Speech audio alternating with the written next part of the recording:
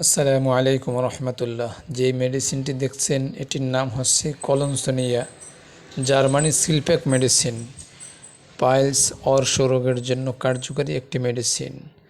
যাদের পায়খানা খুব শক্ত থাকে এবং পায়খানার রাস্তা খুব ব্যথা থাকে, পায়খানা করার সময় মনে হয় যেন কাচের টুকরা মলদ্বারে ঢুকিয়ে পড়িয়েছে, জলে রক্ত পড়ে, তাদের জন্য হচ্ছে এটি কার্যকরী একটি অর্শ ও পাইলসের মেডিসিন।